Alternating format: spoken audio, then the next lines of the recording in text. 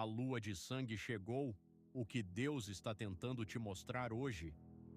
Hoje, dia 27 de agosto, enquanto a maioria das pessoas dorme sem saber, o céu vai se abrir para mostrar um dos sinais mais antigos e mais temidos de toda a Escritura. A lua vai sangrar. Não é modo de dizer, não é força de expressão.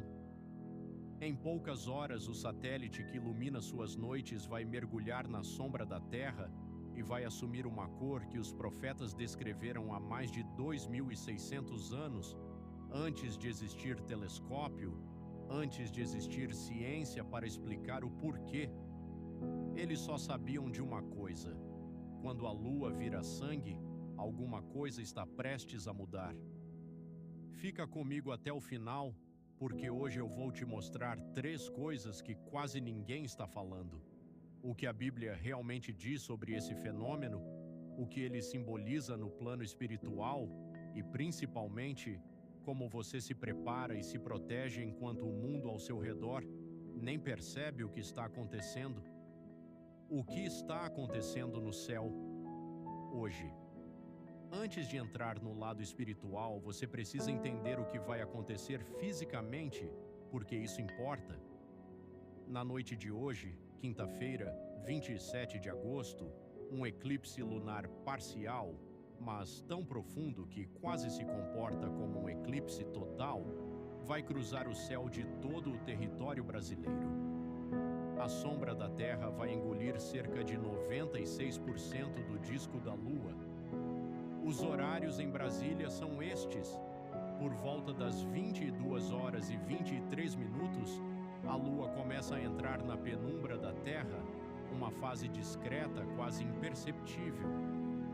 Às 23 horas e 33 minutos começa a fase parcial, quando a sombra vira uma mordida visível na borda da Lua. E o ponto máximo, o momento em que quase todo o disco lunar está dentro da sombra, acontece por volta da 1h12 da madrugada de sexta-feira, dia 28. É nesse instante, quando a luz direta do Sol é bloqueada e só a luz refratada pela atmosfera da Terra alcança a Lua, que ela assume aquele tom avermelhado, alaranjado, quase cor de cobre.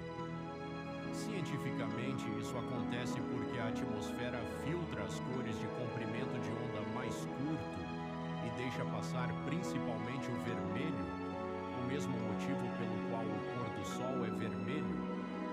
Só que muito antes de qualquer cientista explicar isso, os antigos já olhavam para esse fenômeno e enxergavam nele um recado. E é sobre esse recado que eu quero falar com você agora. A lua de sangue na Bíblia. Abre comigo o livro de Joel, capítulo 2, versículo 31. Essa é uma das passagens mais citadas quando o assunto é lua de sangue. O profeta escreve que o sol vai se transformar em trevas e a lua em sangue antes que venha o grande e terrível dia do Senhor. Repara na estrutura dessa frase. Não é um evento isolado, é um sinal que vem antes de outra coisa. A lua de sangue, na linguagem profética, nunca é o final. Ela é o aviso, é o relógio de Deus marcando que algo maior está se aproximando. Essa mesma passagem de Joel é retomada no Novo Testamento, no livro de Atos, capítulo 2. No dia de Pentecostes, o apóstolo Pedro está diante da multidão em Jerusalém e cita exatamente essas palavras de Joel: sol em trevas, lua em sangue, antes do grande e glorioso dia do Senhor. Pedro está dizendo para aquela multidão que os sinais no céu não são coincidência, são parte de um roteiro maior que Deus vem escrevendo desde os profetas do Antigo Testamento. E tem mais. No livro de Apocalipse, capítulo 6, versículo 12, quando o 6º selo é aberto, a Escritura descreve um grande terremoto, o sol se tornando negro como saco de silício e a lua inteira se tornando como sangue. Aqui a lua de sangue aparece dentro de uma sequência de juízo, de abertura de selos, de revelação do que estava escondido. Então, quando você junta essas 3 passagens, Joel, Atos e Apocalipse, surge um padrão muito claro dentro da tradição bíblica. A lua de sangue é tratada como um sinal celestial de transição. Ela marca o fim de uma era e o início de outra. Ela é lembrança de que o tempo humano está sob um tempo maior, um tempo que pertence a Deus. Isso não significa que toda lua de sangue é o Apocalipse chegando amanhã. A Bíblia não trabalha com essa literalidade ingênua. O que ela ensina é outra coisa, mais profunda, que os céus foram criados também para comunicar. Em Gênesis 1:14, quando Deus cria o sol, a lua e as estrelas, o texto diz que eles servem de sinais para estações, para dias, para anos.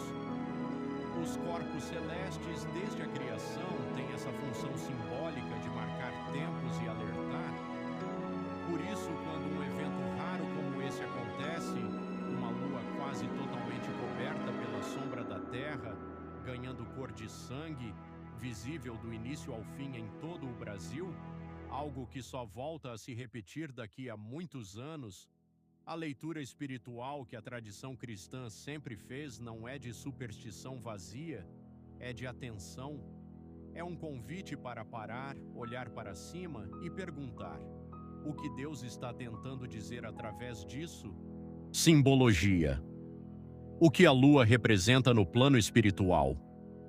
Agora eu quero ir mais fundo no simbolismo, porque entender o porquê a lua carrega esse peso espiritual muda completamente como você enxerga a noite de hoje. Na simbologia bíblica, o sol representa autoridade, governo, aquilo que rege o dia, a presença mais direta, mais forte. A lua, por sua vez, não tem luz própria, ela reflete a luz do sol. E por isso, na tradição espiritual, a lua sempre foi associada àquilo que rege as trevas, o oculto, o que se movimenta quando a luz direta se retira, as estações, as marés, os ciclos, e simbolicamente os tempos de provação, de incerteza, de mudança. Quando a lua sangra, o simbolismo se intensifica em 3 camadas. A primeira é a camada do juízo. O sangue, na escritura inteira, do livro de Êxodo ao livro de Apocalipse, está ligado a preço, a consequência, a algo que precisa ser pago ou revelado. Uma lua vermelha é lida, dentro dessa tradição, como um sinal de que contas estão sendo ajustadas em um nível que vai além do que os olhos humanos alcançam. A segunda camada é a da transição. Como eu já mencionei, os textos proféticos sempre colocam a lua de sangue antes de um evento maior, nunca como o evento final em si. Ela simboliza o fechar de um ciclo e o abrir de outro. Muitos estudiosos da profecia relacionam esses sinais a períodos de virada histórica, mudanças de governo, crises, revelações que alteram o rumo das nações. A terceira camada, e essa é a mais importante para você que está assistindo agora, é a camada pessoal. Além do sentido histórico e profético, muita gente dentro da fé cristã enxerga nesses momentos um convite individual, um chamado à introspecção, ao exame de consciência, a pergunta: o que em mim precisa ser revelado, purificado ou encerrado? Um eclipse é literalmente o momento em que uma luz se esconde, e espiritualmente é comum interpretar esse esconder da luz como um convite para você enxergar o que normalmente fica escondido dentro de você mesmo. É por isso que, ao longo da história, tantas tradições, não só a judaico-cristã, trataram eclipses como momentos de recolhimento, de oração, de vigília. Não por medo do fenômeno em si, mas por respeito ao que ele representa, um lembrete visual gigante no céu de que existe algo maior governando o tempo. O que isso significa por trás do mundo? A leitura profética. Agora chega a parte que você estava esperando, o que esse eclipse pode significar no plano maior, por trás das cortinas do mundo. Dentro da escatologia cristã, que é o estudo bíblico dos últimos tempos, Sinais no céu são descritos repetidamente como parte do cenário que precede grandes movimentações espirituais e históricas. Jesus mesmo, no Evangelho de Lucas, capítulo 21, versículo 25, diz que haverá sinais no sol, na lua e nas estrelas, e que sobre a terra haverá angústia entre as nações. Ele está descrevendo um tempo em que o céu e a terra caminham juntos, refletindo um o que acontece no outro. A leitura que muitos pregadores e estudiosos da profecia fazem desse tipo de sinal não é de pânico, mas de vigilância. A palavra que se repete no Novo Testamento sobre esse tema não é temam, é vigiai. Vigiai e orai, porque não sabeis a hora. O eclipse de hoje, dentro dessa ótica, não é para ser motivo de terror, é para ser motivo de atenção redobrada ao que está acontecendo no mundo espiritual à sua volta, as batalhas invisíveis, as pressões que você sente sem saber explicar, os movimentos de escuridão que tentam avançar quando acham que ninguém está olhando. E é justamente aí que mora o verdadeiro domínio total que muita gente busca entender, a ideia de que existem forças espirituais e também humanas, terrenas, que se movem nos bastidores, aproveitando exatamente os momentos em que a atenção coletiva está voltada para outro lugar. Um céu escurecido, historicamente, sempre foi também metáfora para um mundo distraído. Enquanto todos olham para cima, maravilhados com a cor da lua, é o momento em que menos gente está vigiando o que se move no chão. Não estou te dizendo isso para te assustar. Estou te dizendo para te acordar. Porque o mesmo texto que fala em trevas e sangue também fala em uma promessa. Quem vigia não é pego de surpresa. Quem entende os tempos não é dominado por eles. Como se proteger espiritualmente hoje? E é exatamente aqui que eu quero te dar algo prático, porque de nada adianta você entender tudo isso e sair daqui sem saber o que fazer com essa informação. Primeiro, oração e vigília consciente. Historicamente, momentos de eclipse foram tratados pelos crentes como ocasiões de oração intensificada, não por magia, mas porque orar é, na prática, um ato de alinhar sua atenção com o que realmente importa, em vez de deixar sua mente se perder no medo ou na curiosidade vazia. Reserve, mesmo que sejam 10 minutos hoje à noite, um momento de silêncio e oração antes de dormir. Segundo, exame interior. Já que a tradição associa esse fenômeno à revelação do oculto, use a noite de hoje para fazer uma pergunta simples e honesta a si mesmo. Existe algo em mim, um hábito, um pensamento, uma mágoa, que precisa vir à luz para ser resolvido? Eclipses são simbolicamente ótimos momentos para esse tipo de exame, porque eles representam justamente esse movimento de esconder e depois revelar. Terceiro, proteção pela palavra, não pelo pânico. Não caia na armadilha de tratar isso como maldição ou como sentença automática de desgraça.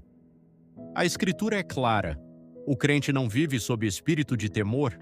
Recitar ou meditar em salmos de proteção, como o Salmo 91, que fala de morar à sombra do Altíssimo e não temer o terror da noite nem a peste que anda na escuridão, é uma prática espiritual antiga exatamente para momentos como esse. Quarto, comunidade.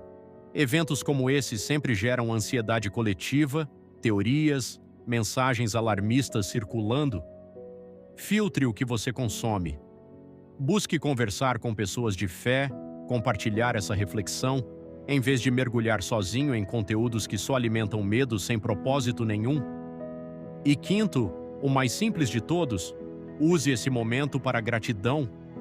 Um céu que se move com essa precisão, previsível há milênios, mesmo antes da ciência moderna, é também um lembrete de ordem, de propósito, de que nada no universo é aleatório. Se existe uma inteligência por trás da precisão matemática que faz a Lua entrar na sombra da Terra no segundo exato que os astrônomos calcularam, essa mesma inteligência não perdeu o controle sobre a sua vida. Então, guarda isso com você. A lua de sangue não é sobre o fim do mundo. É sobre o fim de alguma coisa, de um ciclo, de uma fase, de uma cegueira, e o início de outra. Hoje à noite, quando você olhar para cima e ver aquele disco avermelhado dominando o céu, eu quero que você lembre de 3 palavras: vigiai, orai e discirna. Não tenha medo do sinal. Entenda o sinal. Se esse conteúdo abriu seus olhos para algo que você nunca tinha parado para pensar, deixa aqui embaixo o seu amém, se inscreve no canal, porque aqui a gente vai continuar destrinchando o que está por trás dos véus desse mundo, na história, na geopolítica e também, como hoje, no céu acima da sua cabeça. Vigie. A noite ainda não terminou.